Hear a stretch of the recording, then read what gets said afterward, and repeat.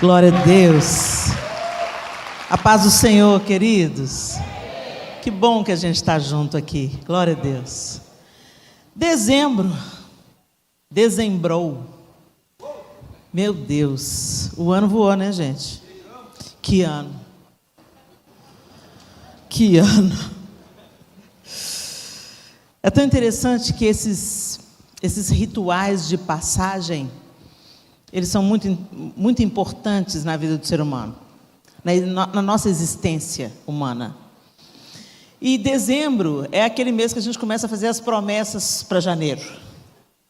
Não, ano que vem eu vou fazer mais jejum, ano que vem eu vou orar mais, ano que vem eu vou emagrecer, ano que vem, segunda-feira, né? É a segunda-feira macro, é o ano novo, é a virada, né? Mas é interessante também porque a gente começa a olhar um pouco para trás e ver a benevolência, a bondade, as turbulências, as faltas do ano que passou. Então, não sei se vocês já estão aí nessa retrospectiva 2022, mas naturalmente a gente faz. Entra em dezembro, a gente começa a fazer, nas festas familiares, a gente começa a conversar sobre isso. A gente começa a pensar o que Deus fez, o que aconteceu, o que era esperado, o que nós planejamos na virada de 2021 e que a gente não conseguiu cumprir. E a gente faz um balanço. Literalmente, algumas empresas fazem isso na virada do ano, não é? É o balanço. Dezembro é o mês do balanço. E aí, como é que foi o seu ano? É uma pergunta retórica, você não vai responder para mim. Mas eu vou te dar, assim, 1 minuto. Faz uma retrospectiva aí na sua mente. Como é que foi o seu ano?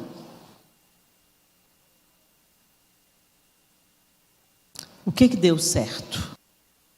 E o que não deu? Eu não sei o que passou pela sua cabeça. Mas normalmente, quando a gente faz essa breve avaliação assim, a primeira coisa que nos ocorre são as nossas conquistas. E essas conquistas, normalmente, elas estão ligadas àquilo que a gente construiu,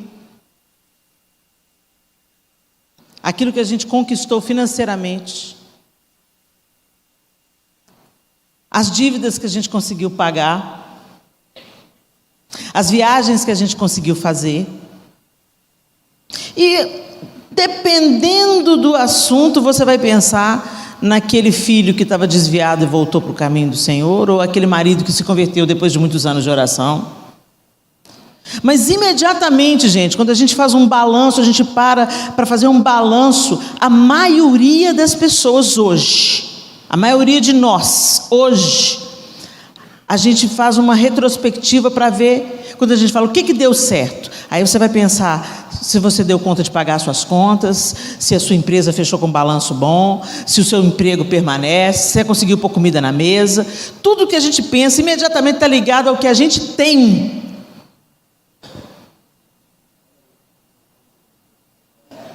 E para onde a gente está indo? Essa é a pergunta da minha mensagem. Para onde nós estamos indo? Abra sua Bíblia comigo no Evangelho de João, capítulo 6. João 6. Eu vou usar a Nova Almeida atualizada, a versão Nova Almeida atualizada, e nós vamos ler a partir do verso 22. João, capítulo 6, a partir do verso 22. Quando você começa desde o começo do capítulo, você vai ver que nós temos 2 episódios aí no início do capítulo, que é a multiplicação dos pães e peixes, e logo em seguida da multiplicação, Jesus mata a fome da multidão, seus discípulos entram no barco e vão para outra margem, e Jesus não entra com eles no barco, Jesus ainda fica atendendo a galera, e depois vai se encontrar com eles andando sobre as águas. Não é, pela descrição de João aqui, não é o capítulo em que Jesus chama Pedro para fora do barco, eles só recebem Jesus no barco com alegria, Jesus entra no barco e eles chegam em Cafarnaum, ok? A partir do verso 22, a palavra do Senhor diz assim, segundo o Evangelho de João. No dia seguinte, a multidão que tinha ficado do outro lado do mar notou que ali havia apenas um pequeno barco e que Jesus não tinha entrado nele com seus discípulos. tendo estes partido sozinhos. Entretanto, outros barquinhos de Tiberíades se aproximaram do lugar onde a multidão havia comido pão, depois que o Senhor deu graças. Quando aquela multidão viu que Jesus não estava ali, nem os seus discípulos, entraram nos barcos e partiram para Cafarnaum à procura de Jesus. E tendo-o encontrado no outro lado do mar, lhe perguntaram: Mestre, quando o Senhor chegou aqui? Jesus respondeu: Em verdade lhes digo que vocês estão me procurando não porque viram sinais, mas porque comeram os pães e ficaram satisfeitos. Trabalhem não pela comida que se estraga, mas pela que permanece para a vida eterna, a qual o Filho do Homem dará a vocês, porque Deus o Pai o confirmou com o seu selo.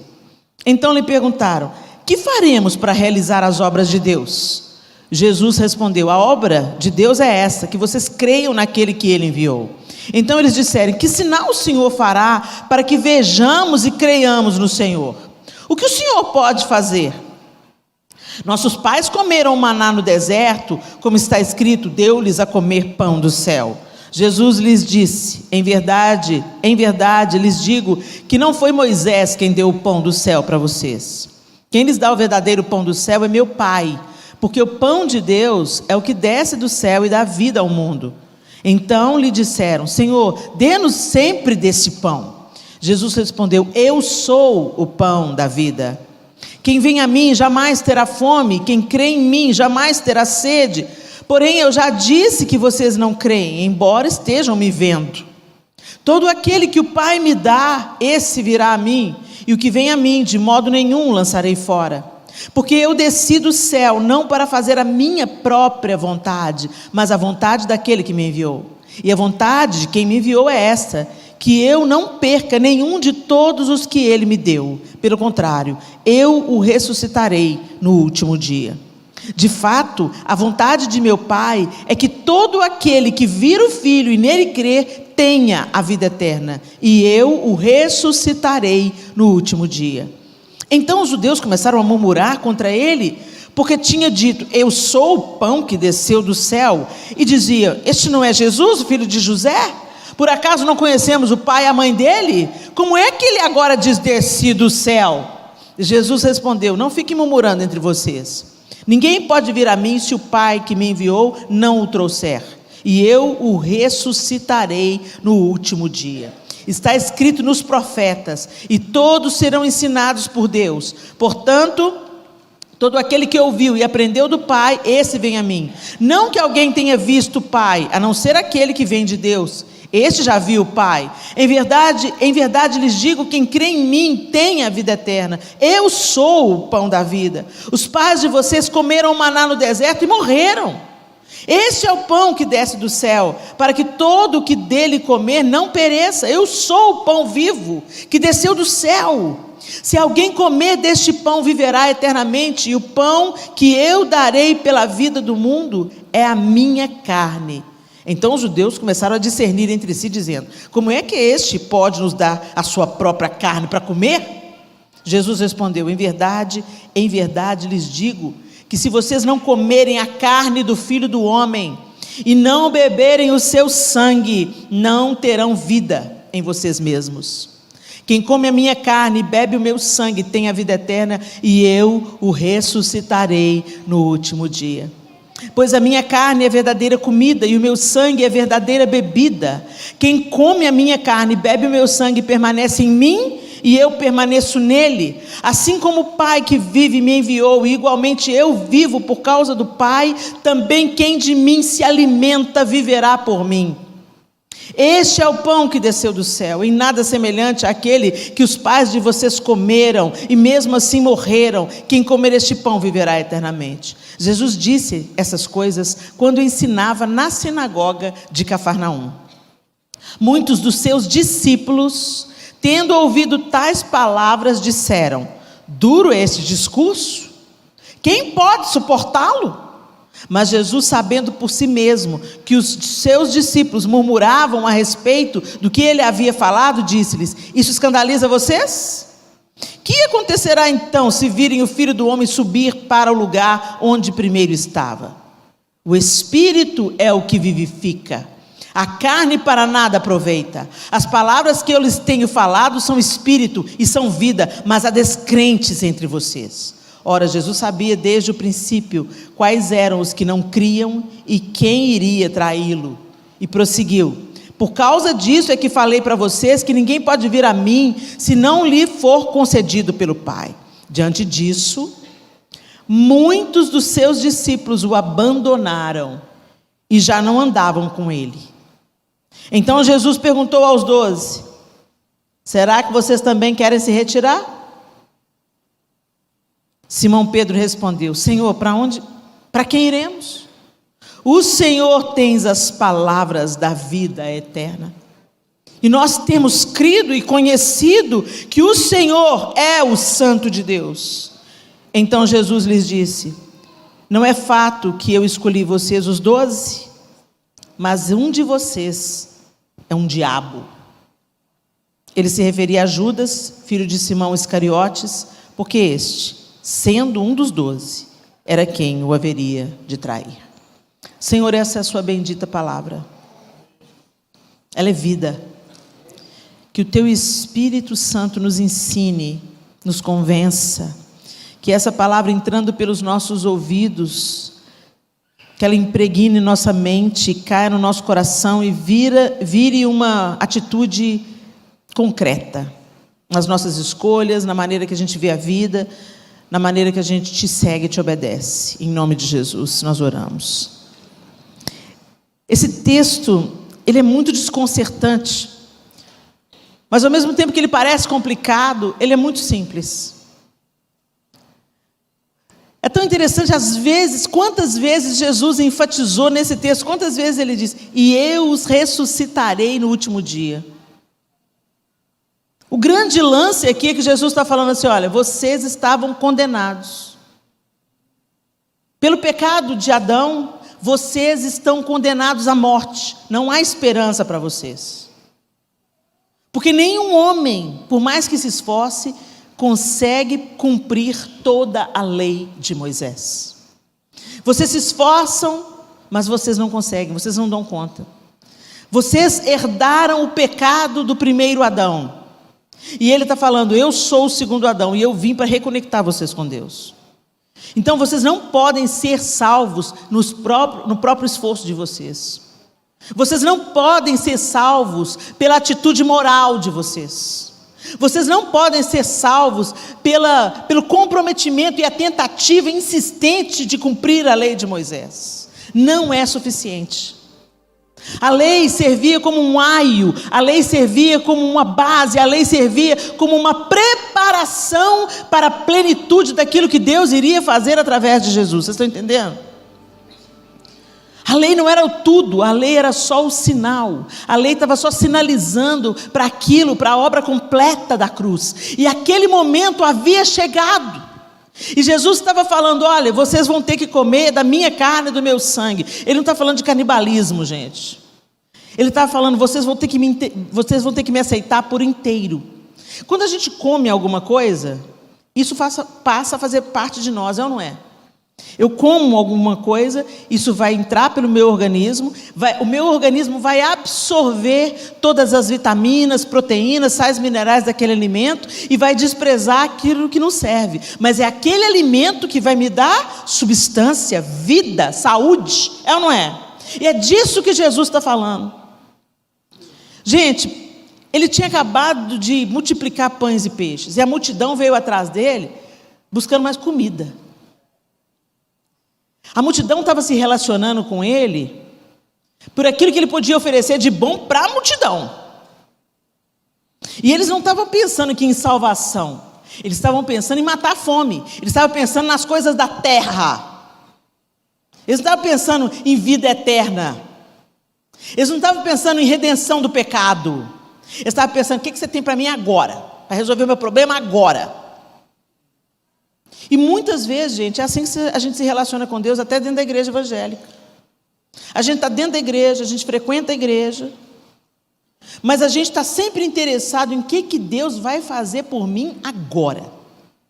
Senhor, como é que o Senhor vai me salvar? Senhor, como é que o Senhor vai fazer com meu filho? Senhor, o que você vai fazer dessa situação aqui? E o que Jesus está falando aqui com esse povo, e ele começa a falar assim, olha, vocês vieram atrás de pão, né? Vocês vieram atrás de pão. E é tão interessante que Jesus tinha acabado de alimentar uma multidão. Mas eles perguntaram assim, que sinal que o Senhor vai fazer aí para a gente crer no Senhor? Esse é o problema de quem se relaciona com Deus de uma maneira utilitarista. Quando o Senhor, a gente se relaciona com Deus com os bolsos de Deus. Igual aqueles filhos que chegam da viagem, vem no papai, filhinho. Os meninos já vêm com a mão no bolso, o que você trouxe para mim? Isso não é gente, ok, tem a maturidade da criança. Mas se isso não for consertado, ensinado, é assim que ela vai crescer com o pai. Vendo no pai sempre um banco. E Deus não quer só te dar bens materiais. Deus não quer só sanar o seu problema terreno. Deus quer consertar o seu problema com a morte. Porque, gente, você pode ser milionário, trilhardário, sua empresa é próspera, você está num país maravilhoso. Na hora que você bater com a caçuleta, morrer, falecer, não interessa quanto dinheiro você tem. Você não leva nada no caixão. Caixão não tem gaveta. E morte não manda recado. Estou chegando. Ela chega. E a gente vive como se a gente fosse eterno. No plano original nós seríamos eternos, mas escolhemos o pecado, fomos distanciados de Deus, e Jesus então veio fazer uma obra de resgate, nos voltar para a possibilidade de viver uma vida eterna. Mas ainda assim, a gente quer a vida eterna, então a gente pega a vida eterna que Jesus dá para a gente, guarda no bolso, ai que bom, ufa, estou livre da morte e do inferno, agora eu quero saber o que eu vou levar nessa vida. E parece ser uma coisa legal, gente, mas sabe qual que é o problema dessa mentalidade? É que quando as coisas não saem do jeito que a gente quer, a gente não fica. Quando a economia fica torta, a gente não fica. Quando o filho não volta, a gente não fica. Quando o câncer leva a pessoa amada embora, a gente não fica. E foi isso que aconteceu com os discípulos aqui. Aqueles discípulos ouviram Jesus, e Jesus, todo o tempo ele está falando, escuta, se vocês querem viver, eu estou aqui, eu sou o Filho do Deus eterno, eu sou o pão que desceu do céu, coma de mim, prova da minha vida, deixa a minha vida ser absorvida pela sua vida. Em primeiro lugar, o reino de Deus, a sua justiça, gente, as demais coisas serão acrescentadas. Mas a gente inverteu as polaridades. A gente tem um relacionamento utilitarista com Deus. A gente quer vir para Deus para Ele consertar nosso casamento. A gente quer vir para Deus para Ele tirar a gente da falência. A gente quer vir para Deus porque a gente quer ter um país próspero, abençoado, com o presidente que a gente escolher. E a gente quer que fuzila aquele que pensa diferente da gente. Tem nada a ver com o reino de Deus isso, gente. Isso não tem nada a ver com o reino de Deus. Sabe em que contexto que Jesus veio? Sabe em que contexto que Jesus se manifestou? Ele se manifestou no Império Romano. Sabe o que o Império Romano fazia? Punha fogo nos crentes para iluminar a rua. Jogava na arena para diversão. Cobravam impostos absurdos. Tirava o couro do povo. O povo plantava, se esforçava, suava, colhia, ele vinha e cobrava, através do próprio povo judeu. Por isso que Mateus era tão odiado, porque ele era um cobrador de impostos, era um judeu cobrando impostos abusivos para o Império Romano.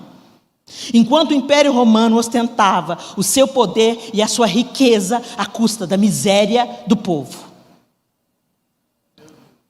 Depois veio a perseguição à igreja, aí passaram a queimar crente por diversão. E é nesse contexto que a igreja ia avançando e o Espírito de Deus ia acrescentando todos aqueles que iam sendo salvos. Era nesse contexto que a igreja de Jesus era expandida, crescia e anunciava o Evangelho. Era nesse contexto.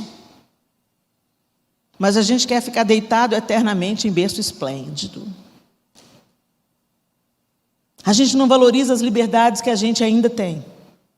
Você pode ler a Bíblia, você pode dar a Bíblia de presente, mas você não faz isso.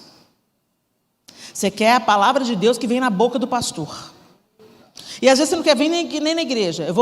Hoje eu vou cultuar no YouTube. O povo fala comigo assim: Helena, você é minha pastora. Não sou não. Sou não. Porque o pastor não é só aquele que prega não, gente. Pastor é aquele que põe a ovelha debaixo do braço, entendeu? Às vezes arranca os carrapichos da ovelha, dá umas tosas boas nela, né? Dá comidinha para a ovelha, dá água para a ovelha, de vez em quando a vara e o cajado, né? Tá tudo no pacote. Mas a gente quer o pastor do YouTube, porque o pastor do YouTube não vai ver as minhas falhas, as minhas fraquezas, os meus desvios de caráter, né? Aí fala: esse é meu pastor. Então vem cá, deixa eu te conhecer melhor. Aí o pastor local que faz enterro, visita no dia da dor, aconselha o casal que está se divorciando por puro capricho, meninice, mimimi. Aí o pastor tem aquela paciência, aquela graça, dá vontade de dar varada, mas aí tem que dar amor. Aí com ele ninguém quer tirar foto não, porque é o pastor. Esse aí que é seu pastor. Gente, isso revela o nosso coração.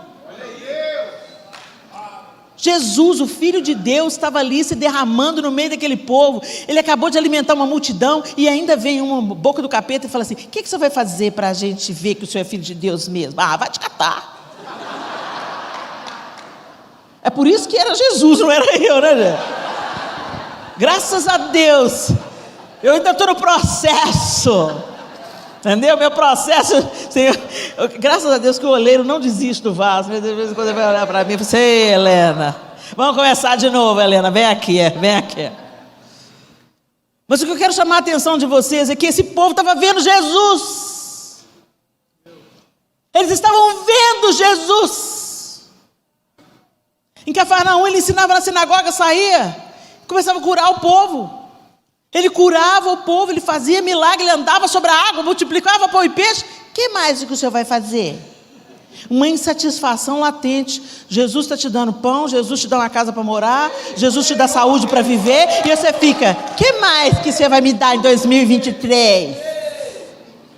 Tá pouco, Senhor, você está abençoando mais fulana. Fulana trocou de carro, eu não troquei de carro. Agora sou eu que vou falar mais uma vez: vai te catar. Acha tudo. Literalmente vai te catar. Acha todos os pedaços e fala: Jesus, conserta, por favor. O que a gente está vivendo, gente? Que tempo é esse que a gente está vivendo? A nossa esperança é o reino que Jesus vem instaurar. Esse reino jamais terá fim. E nesse reino, sim, esse sim, será um reino de justiça e retidão. Mas até lá, nós cristãos já vivemos sob esse reino. Então não interessa o que está acontecendo ao redor. Nós somos chamados a ser luz e a ser sal. Ponto final. Se a coisa está do jeito que a gente gosta ou se a coisa está do jeito que a gente não gosta. Se o seu candidato venceu ou se o seu candidato perdeu. Não interessa. Nós fomos chamados para ser sal, para ser luz e para ser resposta para um mundo quebrado. O mundo está quebrado. Agora a igreja também fica quebrada quando ela começa a confiar mais no poder do homem do que no poder de Deus. Mesmo quando um ídolo for bom, ele será derrubado. Deus não vai poupar um ídolo porque ele é bom. Vocês estão entendendo o que eu estou falando? Deus não dá a glória dele para ninguém. E Nabucodonosor foi muito necessário para Israel. Deus mandou Babilônia. Deus passou o rolo compressor. Por quê? Porque ele queria corrigir o seu povo. Como nós vamos reagir quando as coisas não saem do jeito que a gente quer? Na política, na economia, na família. Como é que nós vamos reagir? Na nossa saúde física. Como é que nós vamos reagir quando a cura não chegar? Como é que nós vamos reagir quando o filho que está desviado não voltar? Como é que nós vamos reagir quando o casamento que você se debruçou sobre ele, lutou sobre ele, um não quis, foi embora? Como é que você vai reagir? Você pediu, Deus, traz de volta, e Deus não trouxe. E aí? Como é que nós vamos reagir?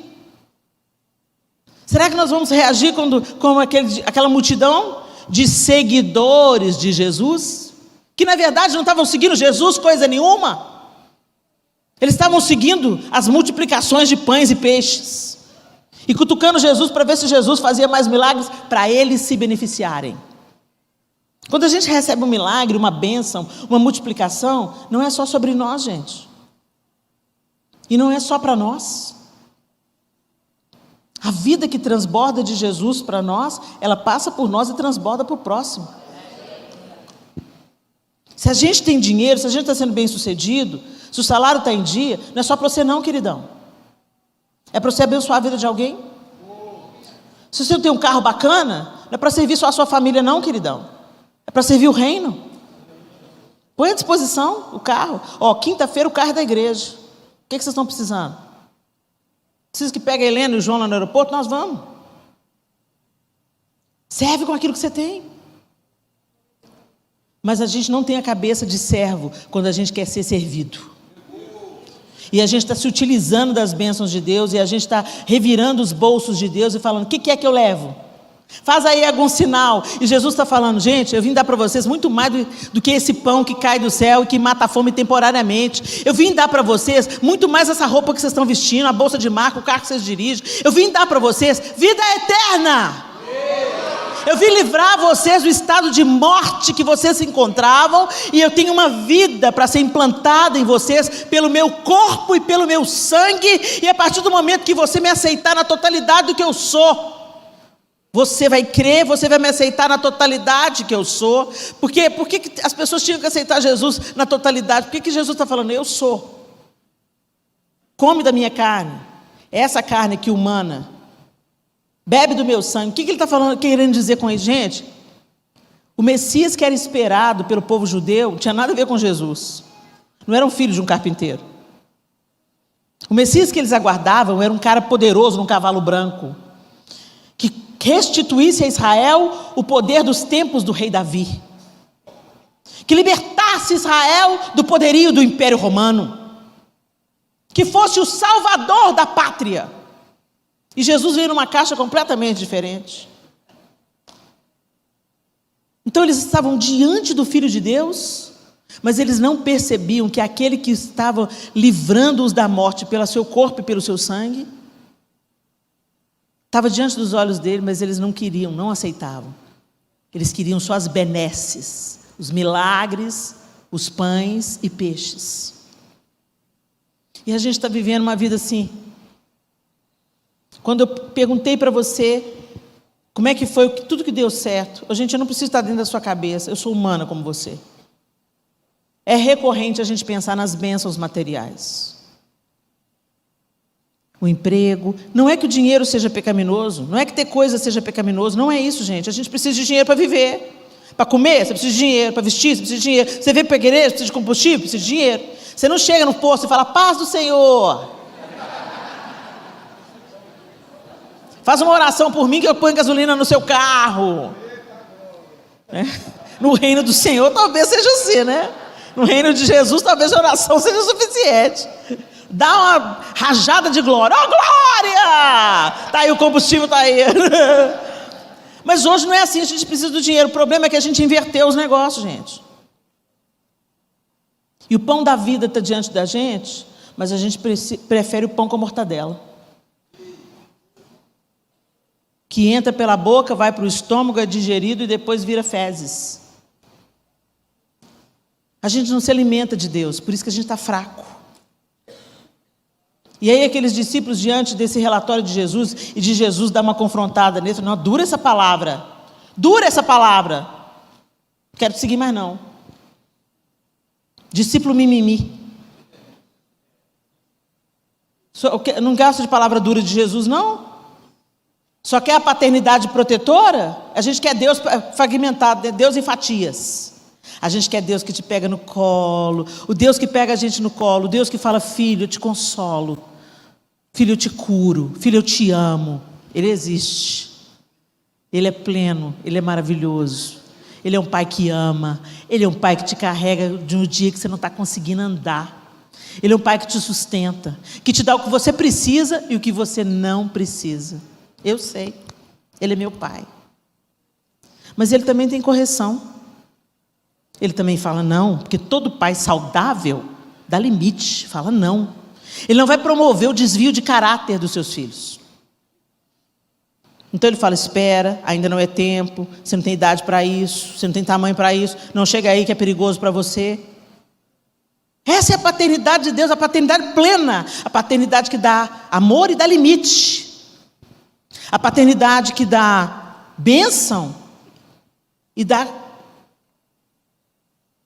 serviço, condições. A gente fala muito de direitos nos dias de hoje, mas ninguém fala de dever. Já notou? Meus direitos e o seu dever. Dever ninguém quer. Na hora do dever, não sou obrigado. Não sou obrigado. Até faz camiseta escrito: não sou obrigado. É obrigado sim, amor. Porque o amor se compromete. O amor presta conta. O amor se submete. Quando a gente tem uma relação de amor com alguém, eu sou a esposa do João, eu não faço o que eu quero da minha vida, não, vida louca. Não, eu sou mãe de 4 filhos. Mesmo que eles já sejam adultos, eu não faço o que eu quero da minha vida. Eu presto contas, sabe por quê? Porque eu amo. Quem ama presta contas. Quem ama está numa aliança. Não é vida louca, eu faço o que eu quero, não, gente. Se eu amo meu pai e minha mãe, ô mãe, pai, aqui ó, já cheguei, tá? Tá tudo bem, tá tudo seguro aqui. Quando eu sair daqui eu aviso. Isso é amor. Não vem falar: mãe, feliz dia das mães, te amo. Presentinho para você, mamãe. E no outro dia que eu falo: não vai nessa festa, eu vou sim, você não me manda, tchau.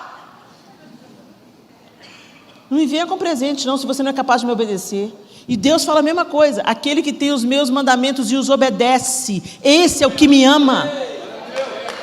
Esse é o que me ama. Não adianta vir com cançãozinhas de amor para mim: ô Senhor, eu te amo, Jesus, o Senhor é lindo, Jesus, eu não tenho para onde voltar, só tenho você, Deus. Mas depois vai viver a sua vida porca e não quer nem saber o que Deus está pensando sobre isso. Quem ama se envolve, quem ama presta conta, quem ama obedece, quem ama anda junto, quem ama renuncia, quem ama anda a segunda milha, dá a túnica e também a capa.